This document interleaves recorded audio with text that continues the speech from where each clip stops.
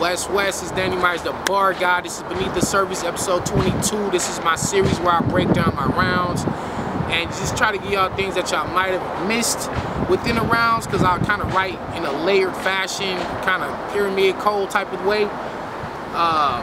So I'm gonna get into the time travel sequence I did versus quantum physics. It took me 10 years to really put that together, because I've always had the idea of how could you do something in one round and have a cause, like a cause and effect on something else in a whole different round. Like set forward something in motion and you won't see the effects of that until a later round. And I think it was crazy.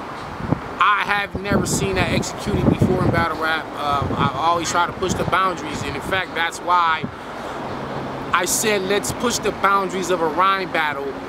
Theoretically, it would take quantum physics to make it possible to time travel, and we'll get into that in a second.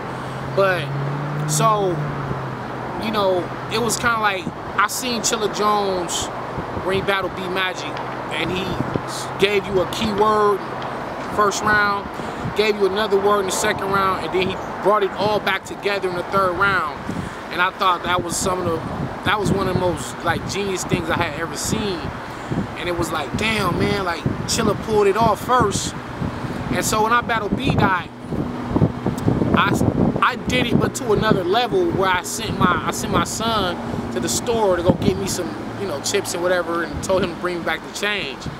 And it wasn't even a part of my round. I haven't even started rapping yet. I had sent Khalil to the store, and then it created that whole scenario created a punchline or a haymaker in the third round.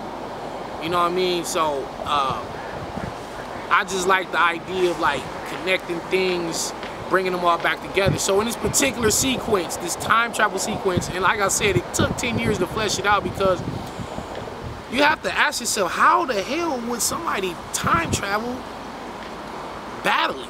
How does that work? And I remember talking to Mickey Fax, and I say, yo, Mickey Fax, I'm battling quantum physics. I know he's revered as one of the greatest pens of all time. I feel like I'm one of the greatest pens of all time, and I want to outright him. I'm like, I got this idea where I'm gonna time travel somehow, some way, and figure it out. And he was like, and at the time when the battle was like a couple weeks out, and he was like, how are you gonna do that? And I was like, I don't know. But I knew I wanted to do it. I knew I wanted to get it done. So I said, you know, because I've always had the idea, and I just kept pushing it back to the back of my mind, like, oh, how do I do it? And I just pushed it back in my mind, but I've always kept it in my notes. And so I said, you know, I'm gonna figure it out. And it dawned on me that quantum physics, the actual science of quantum physics, that's where like Einstein and these theorists get the whole idea of time travel from. So it made sense. So within that sequence, it was also a name flip, because I said, let's push the boundaries of a rhyme battle. Theoretically, it would take quantum physics to make it possible to time travel. Let's flash forward. I run up on this nigga and let the time speak. He falls, bleeding, next to two lovers' names written in concrete. It'll make sense later. So I left it at that in the first round. So I set up a scenario where I shot quantum physics. He falls down next to two names written in concrete. That's all the fans know at this point. They don't know what that means, what does it lead up to, but I'm sure they was kind of like waiting on, okay, now what's the payoff? And so in my third round, we do the same sequence, except this time we travel back in time. So I said, let's push the boundaries of a rhyme battle. Theoretically, it would take quantum physics to make it possible to time travel. Let's flash backwards. Before the riots, on the West, it was less intense. Your father at age 12 meets your mom and writes their names in the wet cement. Although he's happy, because this the moment he's been wishing, he watches the sun fall and is overcome with premonition. So, that actually was the conclusion of the time travel sequence, but it was done backwards. So it was kind of like if you watch a movie and the movie start off at the end, and then you watch the whole movie and all the events lead back up to that point in the beginning. That had never been done in battle rap before. And if you ever see it again, y'all will know where the culprit got it from. You know, the god of bars, man. I really been pushing this BarGod agenda, coming with the most original things. So in the 70s or 60s, whenever Quantum Dad met his mom, he fell in love with this little girl. They're 12 years old. He writes such and such forever. You know how those names be wrote in concrete. After he wrote that down, he looked up in the sky and he seen the sun fall and he got a funny feeling. Y'all gotta remember, at this point, quantum physics is not born yet. His dad and mom were only 12 years old. You know what I'm saying? So quantum isn't even in the equation yet. But the little boy got a premonition of like, something's gonna happen. I don't know, he didn't even understand what it meant. And years later, I killed quantum physics right there on that same spot where his dad had wrote him and his wife's name in the wet cement when it was still wet 40 years ago, 30 years ago, in the past. So it all circled back around to the first round where I brought you the end of the scenario. The end was quantum physics dying. And then we flashed back in time where he wrote down the name. His father wrote down the name before quantum was born. It's crazy. I didn't know how I was gonna pull it off, but the crowd caught it. I've been getting a lot of praise for that. People have been like, yo, that's the craziest thing I ever seen. And the reason why I'm breaking it down is because they also, even though they got the gist of it, because they seen how the names got in the cement in the first place, what they probably missed was the triple entendre on the sunfall. So we get the actual sun in the sky, we get that it's his son, quantum physics, and then quantum was a member of the suns. So you get the sun, triple reference in one bar. You get the triple entendre in one bar along with the quantum physics possible to time travel name flip along with the time travel sequence. This is beyond punching. This ain't no punchline. It's similar to a like allegory or metaphor in a sense, because the sun was a metaphor of his son. As the little boy saw the sun falling, that was a metaphor for him telling the little boy that in the future your son will die right here. As the sun is going down, your son is gonna go down right here. That's what the universe was telling the little boy. But at that time, he didn't understand what it was because quantum was not yet born.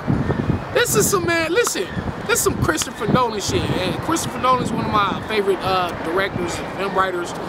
So I'm definitely into the Inception type of, or Memento, like, you know, I'm into that type of stuff where things lead back up to, you know, things are layered and you got to connect all these pieces together. It's not really a linear fashion, so it's not like start to finish. This is kind of like done out of order and you just got to piece it all together. And once you piece it together, that's when things will come to you and you're like, oh, I get it.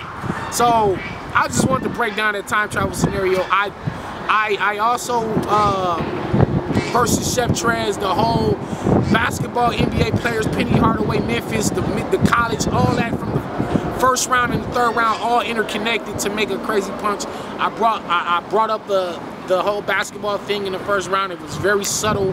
The Jackson State, the college. So just to reference the college. And then we go all the way back to the third round. We go to the third round where y'all see it when that battle drop. I'm gonna break that one down too. But I've always done like outside of the box concepts. Like when I battled Excel, and I had the scenario where I'm on the roof across the street from Excel's house. I'm timing when he's gonna come outside. I know what time he come outside every morning. He comes out, I shoot him. We rewind the scenario, and now this time, before Excel comes out of the house, his wife stops him to sit down and have breakfast with her that morning. So now at the time that I'm expecting him to come outside, he doesn't come outside. So now I have to change plans and I have to come off of the roof and go into his house and kill him, and created a whole nother alternate ending. Like, this is why I'm the BarGod, man, because you're not seeing nobody else even attempting to do nothing like this in battle rap. Like, I'm trying to constantly push, like, everything, like, because I was getting a lot of flack for, oh, Danny, all you doing is just button mashing, you just punching. So now you look at years later, I'm not even like in the punchers category anymore. You know, I do so many other things, and I think what I do is, it's hard to describe what I do. If you ask me, I think there's a lot of different facets to my pen game, to where I do disrespect, I do angles, I do breakdowns, I do metaphors, I do storytelling. My third round versus Steams.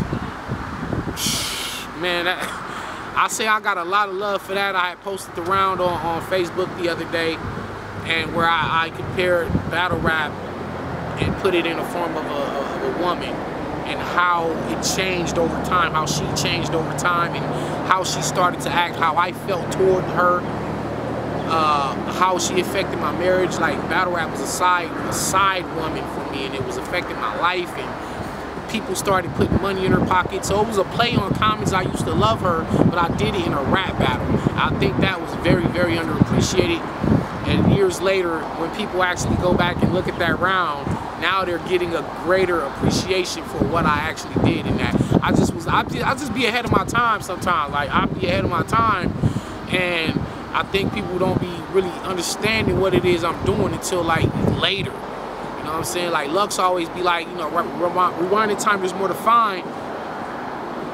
That's so true. Like, it's like when you go back and listen to my rounds, or a few other writers, you listen to things in their material, you'll catch new stuff that you didn't realize. And so there's some guys who their material actually ages worse as time goes on. It might be fire at the time, but then as years go by, you look back at the material, you're like, it's kind of trash now.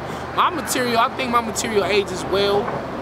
Not really trying to be boasting and patting myself on the back, but this is what I aim to do. This is what I try to do for y'all. I try to give y'all something that y'all can hold on to forever, bars that y'all never forget, concepts, fresh new concepts. So when you get the parallel universe stories, and how like something happens, but there's like a total opposite effect to it, that's a concept that I brought to battle rap. You know, the parallel universes are crazy. I got some crazy ones coming up. And y'all tell me, first of all, tell me in the comments below, what was y'all favorite parallel universe? And let me know how y'all felt about the time travel sequence versus quantum physics. And I got a lot more info coming up for y'all. I got skits coming. I got some comedy skits coming. We got film reviews coming. Check out the new episode, new season of Bros. Me and Just Matthew, we finna be on one this season. You know, a lot of y'all rappers out there, y'all not safe, man. If y'all spitting that trash shit, man, Matthew about to let you niggas have it, bro. Listen, man, I got a lot of stuff coming up. Parallel Universe hoodies on the way. Yikes tees on the way. A lot of stuff, man. Just follow me on Twitter, Metaphor Messiah. Follow me on Instagram, Molotov Myers. YouTube. You know, subscribe to the channel, and I'll see y'all next week.